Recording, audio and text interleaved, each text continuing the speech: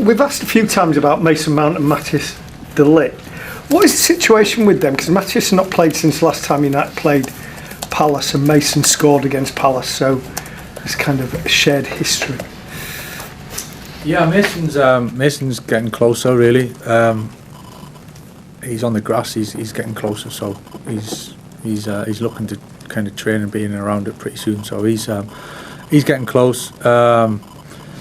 Just had to be patient really a little bit, and listen, he's a big player for us, Mace. So looking after him, making sure he's ready, and big finish to the season. So good news that he's getting really close. Matthias a little bit. He's had a back issue, which is just been a little bit slower to progress. Really, it's something that we've been kind of working through, and he's getting there. He's in the right direction, but as I said, he's just a little bit further behind. So it's one of those things that's disappointing, but it's unfortunately part of football. So we'll get him back when we can. Is there even a remote timescale for him? Because obviously, when he was injured the first time, Ruben said, "Oh, well, he'll be back like next week," and clearly we're months down the line now. We've got an international break coming up. What? No, it's just the nature of the injury and the kind of issue in the back that it's a difficult one to kind of pin down in some ways, and especially time wise. So he's definitely improving, so that's a good thing, and we're just working towards that. Really, there's not much at this stage that I can give you anymore. Really. Afternoon, Michael. One player you'll be familiar with is Harry Maguire from your previous stint at the club. Just wonder, when you've returned, what kind of player you now see ahead of you, and of course his contract situation. Do the club plan to maybe sit down with him in the near future, just about what his future could look like? Harry's he's an impressive character. You know, he's obviously he's had a great career so far. There's hopefully there's a lot more to come. I think even what he's been here, and the journey and the experiences that he's had, certainly since he's been here and with England as well, I think showed exactly what he is. I think we all know the player that he is and what he's capable of doing. And again, the other night there, I thought he was fantastic. Experience helps in that. He certainly, his attributes help in that, and his character, you know, and his willingness to put himself out there, and he's really impressive at age, and he's been really important for us. Saw in a recent interview with your goalkeeper Larmans, he was talking about one of the reasons why he feels there's been an upturn in form is the clarity of the messaging that's coming through to the players. Can you give us an insight into how you go about making sure that you convey to each player what it is you want from them?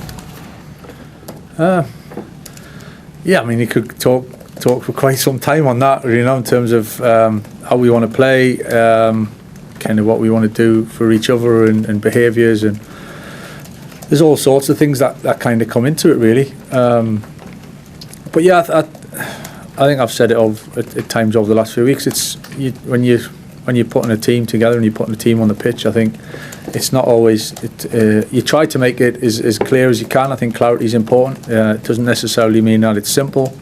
Sometimes there's quite a lot of detail that kind of needs to be put across, but I always try and feel that we do it in a simplistic form, really, so the players maybe think it's simple, but there's quite a lot of work behind that. So that's always the balance, I think, for any coach and manager, that you're trying to give the players going out there that their minds are as clear as possible, really, and they know the jobs effectively. So it's a constant balance, but the boys have been great, and anything we have tried to kind of help them with, implement them, give them bits of tips. I think they've all been taking it on board ever so well.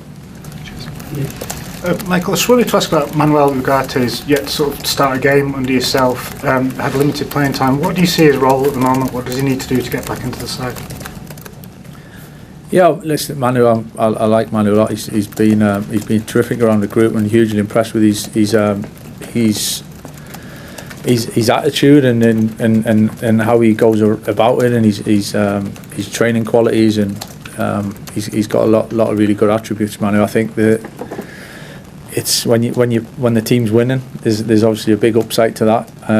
And there's always for the one or two boys that maybe haven't played so much. Obviously, it makes it a little bit tougher to get in the team. But I think that creates that competition as well in a real healthy way, that everyone's pushing each other Man who's obviously, you know, desperate to get on the pitch more, and he's doing everything he can in training, and he's a big part of the group. So I think it's just a case of the results and the boys playing so well that there's going to be times when we might need to change things and freshen things up, and certainly he's a big part of that. Paul?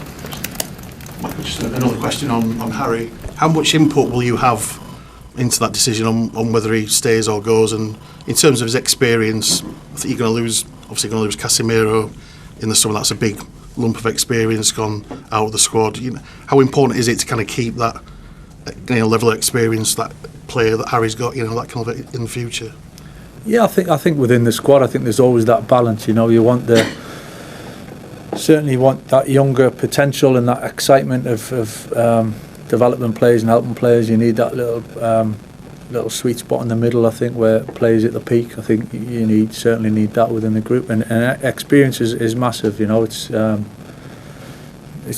hard to put a price on how kind of valuable that can be, and whether that's individuals, that's experience as a whole group. But yeah, Harry's, as I've just said, he's gained an awful lot of experience in different ways through this club. So and yeah, Casa leaving is another one experience, and it's something we got to obviously understand and what that means.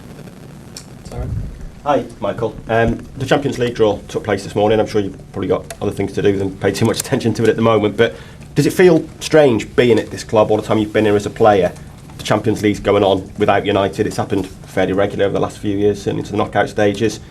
Does it feel different or wrong that this club isn't competing at that end of Europe consistently enough these days? Certainly where we want to be.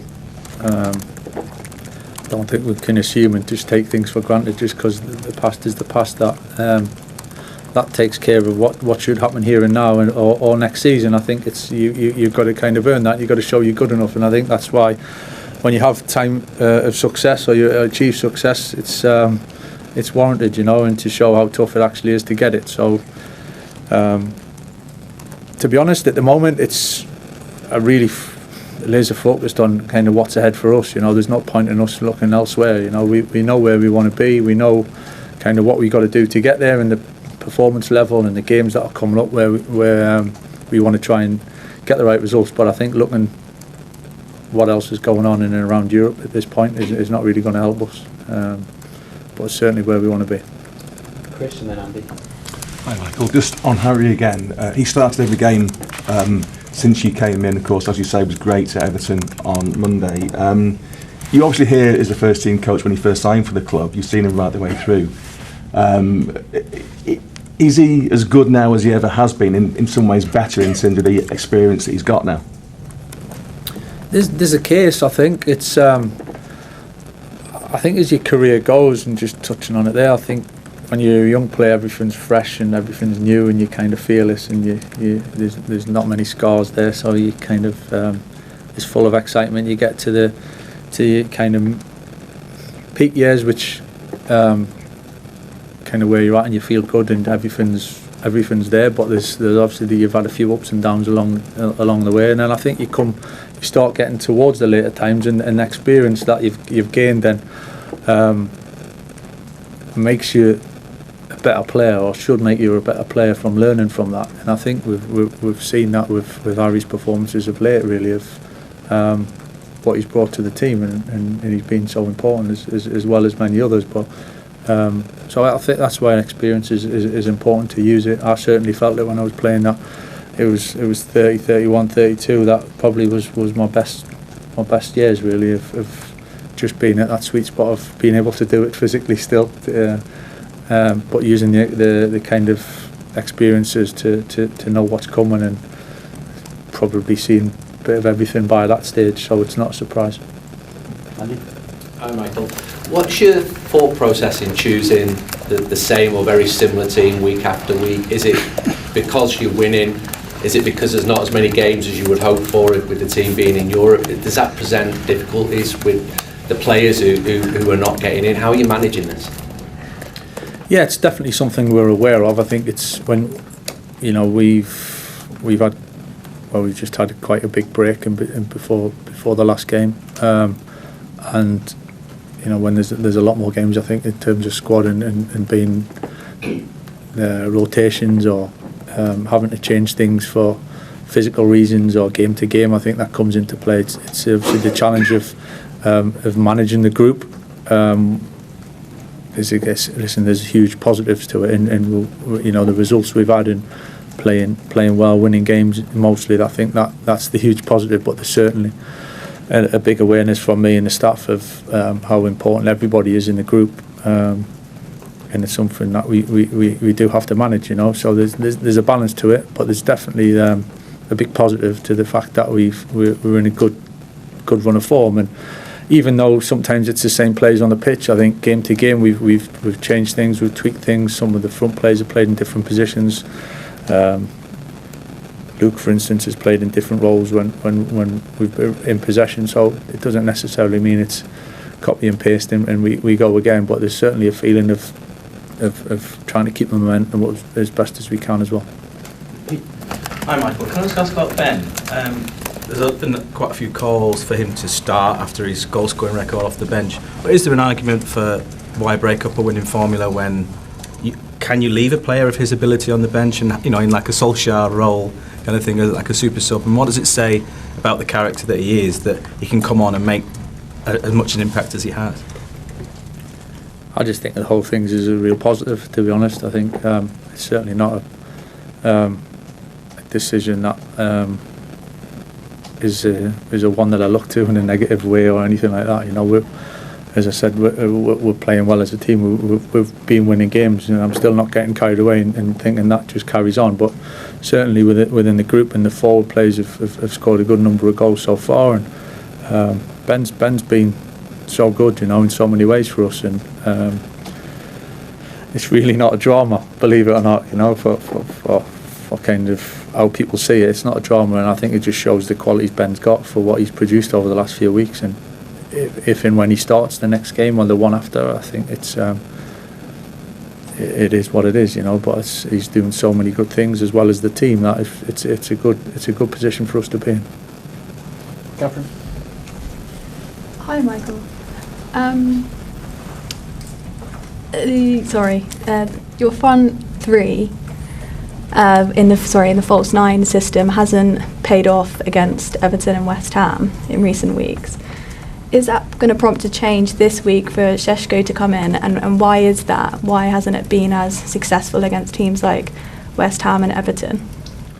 I don't think we've played a false nine, to be honest. I think Brian's played up high on the last line for a lot of the time, so it's just as I've just said there, I think we've played similar players, but we've played in different ways. 4 points from 2 games is not bad away from home, so it's not so bad, and being able to change it from the bench and make things a little bit different towards the end of games is a real strength. So I'm pretty happy with the way things are going. Who would Manchester United want? Michael Carrick or Gareth Southgate? I would say you've got to look at the run the baton, give it to Carrick. I don't care when anyone says. Yeah, but Ole Gunnar Solskjaer had the same. I was waiting for that, Ray. You're so predictable. No, you wasn't. I was waiting for that. Imposter. How do you know? It's the spirit told me to say it. Michael Carrick's doing a great job. He's got them playing. The fans are happy. Give him the job. Okay. I hope he gets the job because I like Michael. I think he's a great character. I think the Tottenham guy will be found out. Big Igor? Yeah, I think Igor will be gone back. Tudor. I don't know if it's the current narrative around Spurs. Obviously, it's negative and all the press He's not going to get it so anyway, negative. But when you're seeing these clips of the players ignoring him in the North London derby, it's like, has he actually lost the room already? I don't think Tottenham are a shambles, a mess at the moment. Do you know what? I really do, from the top. I don't think there's any direction. He looks like he's going to be right getting into their faces as well, the manager, in training. He's more or less mentioned it. They're not running as hard, and he's going to get... And if he upsets a few players, they're going to go, who's this guy? You know what I mean? He's come into it. So it could go the wrong way. That's why they should have gone with Harry Redknapp. Madness. Yeah, but Cheltenham's coming up. Do it after Cheltenham, then. Do it after Cheltenham. I mean, Harry said it. You wondered. I'll do it, but not on a Saturday. Not on the Gold Cup day. You can have Gold Cup day off, surely. Yeah, do.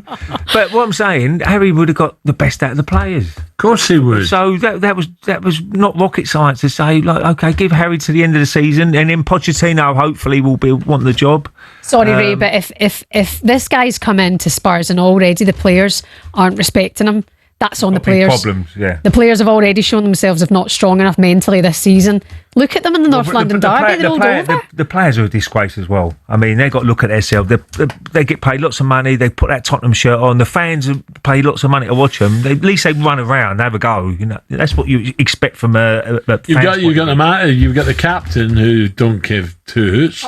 I mean, he's firing every grenade at the board going. He's getting red cards. Would Gareth Southgate have done a better job at Spurs? Do you know what you need? Yes. Do you know what you need? You need a few players to have a go at each other and see the passion. Like, you just sort yourself out and whatever. You don't see that, do you? Goldstein. Yeah, Martin and Goldstein. Yeah, definitely. But you don't see that. They lose the game, they walk off like, well, okay, who we got next week? It's no real. Does it hurt them enough to lose a game of football? I don't think it does. You wonder that. I mean, Spurs fans, would you have rather seen the likes of Gareth Southgate go in there instead of Gertrude? I mean, he's got Premier League experience. Yes, he was relegated, but it was a long time ago. Well, he might do a good job. Where's Frank Lampard going to go? Is he going to bring Coventry up and stay with Coventry? Absolutely. It'd be nice to see. They should do. Romance. Yeah, he will. Yeah, Nice. I think Coventry would definitely go up, and he would stay with them. I think he's a loyal man. They give him his opportunity. They've given him money to spend, and he's done really well. And I think Coventry will definitely come up. You and McKenna, Ipswich, if he brings them up, he's going to be very, very much wanted. Middlesbrough as well. Don't write off Middlesbrough. They're second at the moment, and they've had a couple of poor results recently. Oxford, a couple of draws, haven't they? Leicester, I think it was, wasn't it? But they'll still be there and they're back. They're a good little team. I watched them against Coventry, and they were a decent side, Middlesbrough.